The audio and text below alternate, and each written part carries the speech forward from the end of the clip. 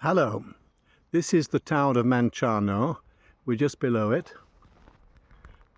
I'm Richard and I'll walk you around the house and the land around it. So that's Manciano. This is a nearby farmhouse hotel with horses that's very nearby. Belongs to a cousin of my first wife. And keep going. Just before we start to look at the house, I'll just show you how much the grass has grown in the last few weeks now that it's not cold and it started to rain a bit. It's very high. This is where I passed with the lawnmower just to get an idea of how much it's grown. This is a little shelter for the cars, and then this is the house itself.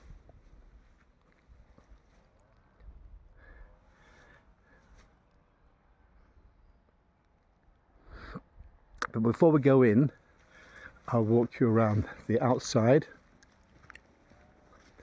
This is the view towards the sea. You can't quite see the sea, but in the evening you can see the reflection of the sunlight on the sill. See, there's some fruit trees. This is an apricot that I think is a plum tree. The fig tree hasn't given any fruit yet. This is an orange tree.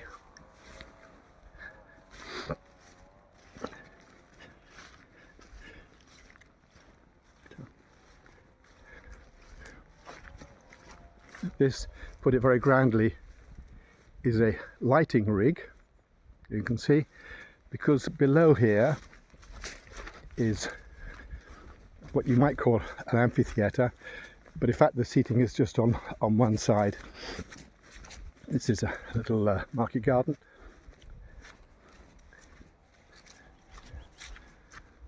So this is the theatre. About 100 people can sit comfortably and uncomfortably, depending on how many cushions we have, to see a show here. It's semi-natural. Some of the rocks were here where they are now, and some of them were around the rest of the land, and we moved them here. And now let's go back towards the house another way. Too much grass, unfortunately. More seating for the little theatre when the grass is cut.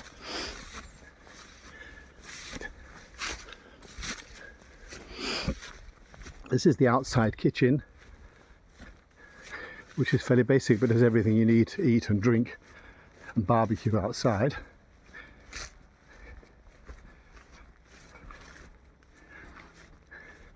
This will be a wisteria later in the summer. This is Dora, who's 15 years old, lives outside all the time. She's not shy. Her twin sister, Mima, is somewhere, but she's kind of, you see less of her. And this is the entrance to the house. It has three entrances, but this, I suppose, is the main entrance. This is the newest part. It's a mere 100 years old, and it was a cattle shed. It's been left as an open space, a workshop. This is where this is the red dot for TEDx, which was here a few years ago. You can have concerts, whatever you want here.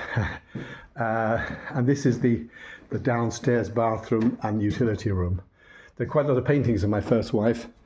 This is my favourite of hers, called Downtown. In the ground floor there are two bedrooms, but they're kind of bedroom spaces with other uses. So this is a little workshop study bedroom. It's a comfortable folding bed. This is a painting of La Scala in Milan. It's huge. And so that's one bedroom. The other bedroom, I think we're getting a new bed here, is here, has its own door to the outside. And these two rooms share the bathroom utility room, which is here. There's a very large shower. So this is rebuilt my wife's great-grandfather, I think, as a new cattle shed.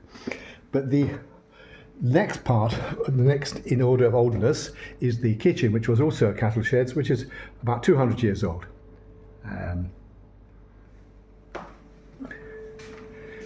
Large fireplace,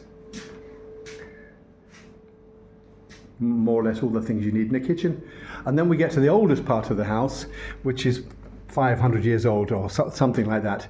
It was a monastery, a one room, or rather a one space monastery, because there was a space upstairs. And these are the feeding troughs on the outside, which is just, this is one single piece of wood. You don't really find trees like that anymore. This is the other one. And here we did the least work, in a sense. The flooring was the original floor when the sheep and the cows used to live here. My father's piano from London. And then we go upstairs.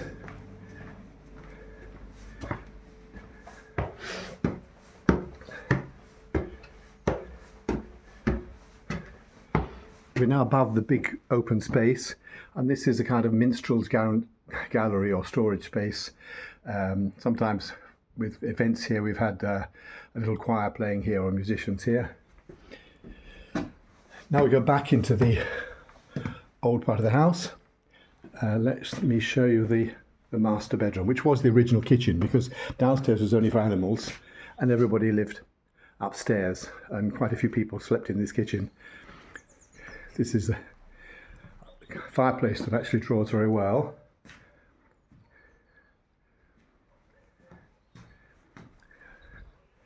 A view over Manciano again.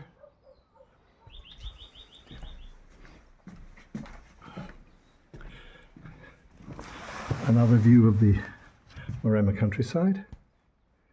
Vineyards, olive groves. Untidy garden because it hasn't been cut or pruned or trimmed or mown for 3 or 4 months.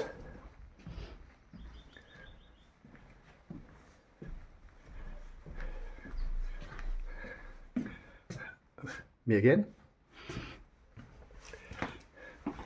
This now is the second double bedroom on the first floor with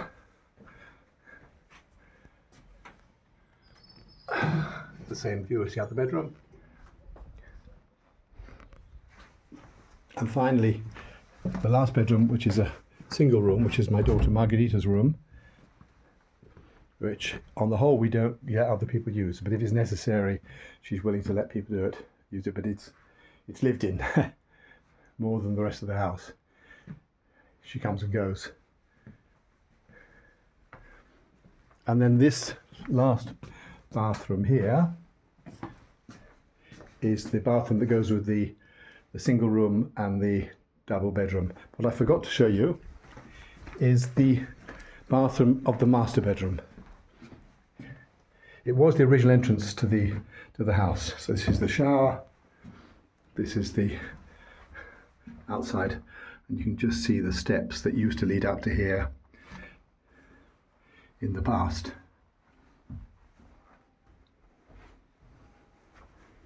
Okay, and that's it. Any questions, please?